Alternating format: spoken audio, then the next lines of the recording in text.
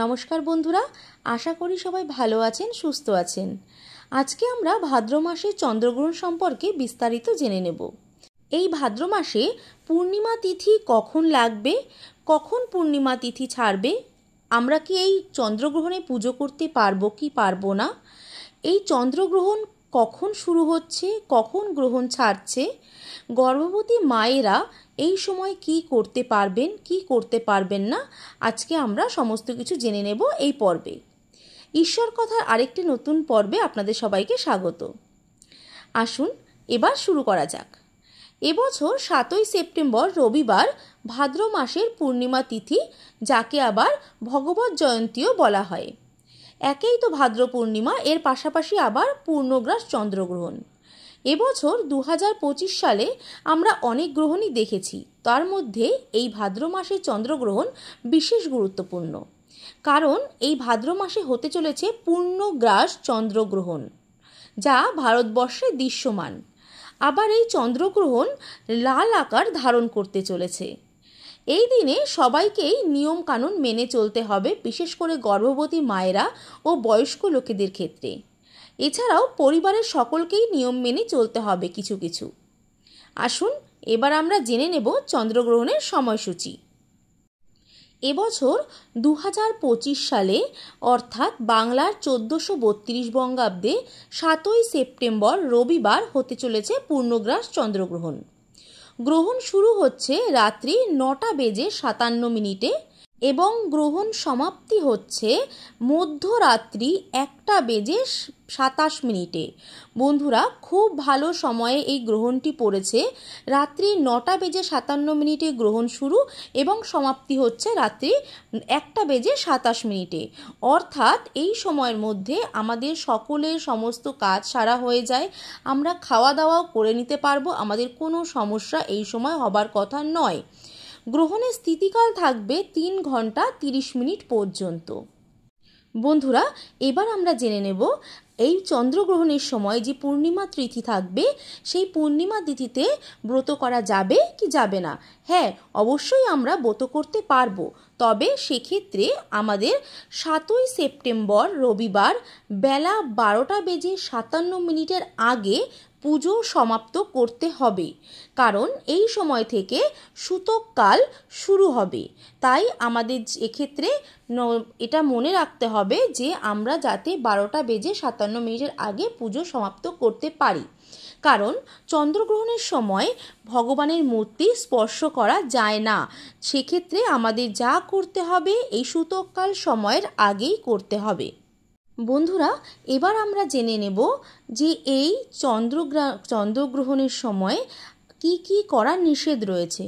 যেহেতু ভারতবর্ষ থেকে দৃশ্যমান এই চন্দ্রগ্রহণ, সেক্ষেত্রে আমাদের সবাইকেই কিছু না কিছু নিয়ম মেনে চলতে হবে।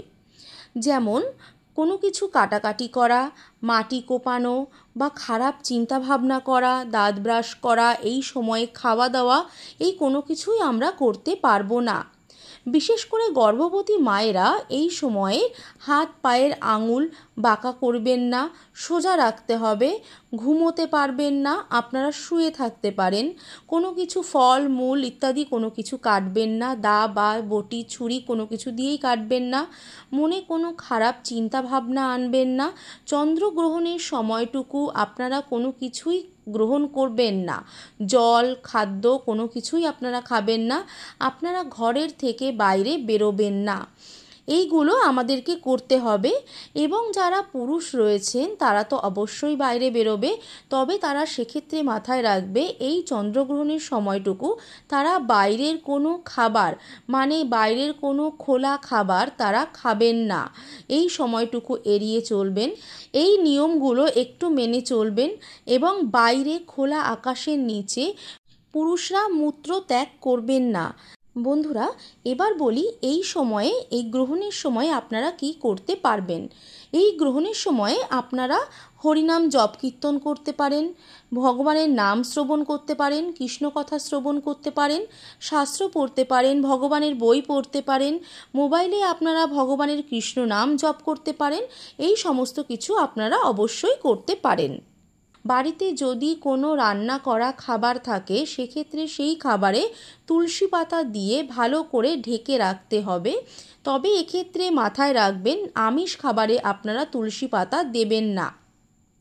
এই নিয়মগুলো একটু মেনে চলবেন এবং এই গ্রহণ সমাপ্ত হওয়ার পরে স্নান করে আপনারা শুদ্ধ বস্ত্র অবশ্যই পরিধান করবেন।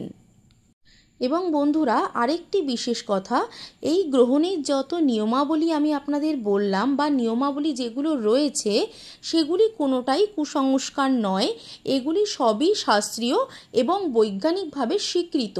কারণ আপনারা সবাই এখন আজকাল সবাই জানেন যে এই গ্রহণের সময় গ্রহণ থেকে যে একটি রে বের হয় সেটি থেকে আমাদের শরীরে অনেক রকমের ক্ষতি হতে পারে, সেটা আপনারা ভালো করে দেখলেই বুঝতে পারবেন।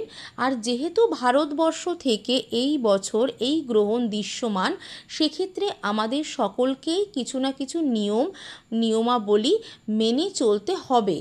বিশেষ করে গর্ভবতী মায়েরা এবং বয়স্ক লোকেরা যারা রয়েছেন তাদের ক্ষেত্রে নিয়মগুলো একটু সতর্কভাবে পালন করা উচিত। বন্ধুরা, আজকের মতো এই পর্যন্তই। আবার দেখা হবে নতুন কোনো ভিডিও নিয়ে। যদি আমার ভিডিওটি ভালো লেগে থাকে তাহলে লাইক, কমেন্ট, শেয়ার ও সাবস্ক্রাইব করে পাশে থাকা বেল আইকনটি প্রেস করবেন, যাতে আমার নতুন ভিডিও সবার আগে আপনার কাছে পৌঁছে যেতে পারে। নমস্কার, ভালো থাকবেন, সুস্থ থাকবেন এবং এই চন্দ্রগ্রহণে সতর্ক থাকবেন।